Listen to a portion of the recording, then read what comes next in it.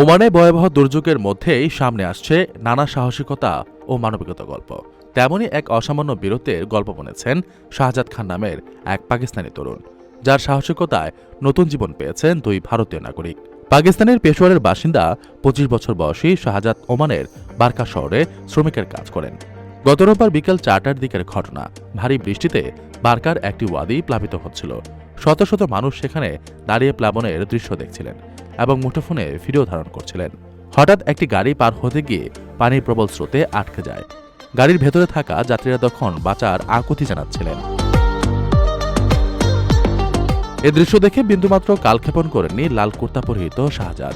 নিজের জীবনের ঝুঁকি নিয়ে তিনি লাফিয়ে পড়েন অর্ধেক তলিয়ে যাওয়া গাড়িটির ওপর। প্রথমে পা দিয়ে গাড়ির কাঁচ ভাঙার চেষ্টা করেন তিনি, তাতে ব্যর্থ হয়ে পাথর দিয়ে জানালার কাঁচ ভেঙে ফেলেন। পানি তখন গাড়ির পায়ে অর্ধেকটা পূর্ণ করে ফেলেছিল। একজন প্রায় তলিয়ে যাচ্ছিলেন এবং অন্যজন খাবি খাচ্ছিলেন। ঠিক সেই মুহূর্তেই তাদের দুজনকে নিরাপদে টেনে বের করে আনেন শাহজাদ। নিশ্চিত মৃত্যুর হাত থেকে বেঁচে যান ওই দুই ভারতীয় নাগরিক। নিজের এই কাজ সম্পর্কে শাহজাদ বলেন, ওই মুহূর্তে তার মাথায় জাতীয়তা বা ধর্মের চিন্তা আসেনি। তিনি শুধু বিপদে পড়া মানুষ দেখেছিলেন। আল্লাহ থেকে এর সাহস ও দায়িত্ববোধ দিয়েছেন বলেই তিনি এমনটা করতে পেরেছেন।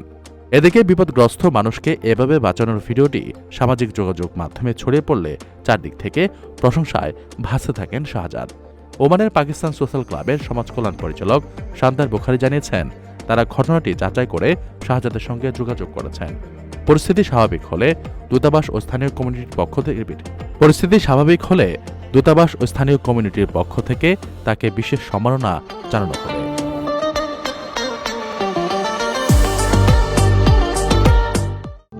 প্রবাসীদের জন্য নির্মাণ হচ্ছে দেশের প্রথম স্মার্ট সিটি, যেখানে থাকছে স্কুল, মসজিদ, হাসপাতাল, সুইমিং পুল, হেলিপ্যাড, পাঠাগার, জিম, সুপারমার্কেট, শিশু পার্ক সহ সকল নাগরিক সুবিধা।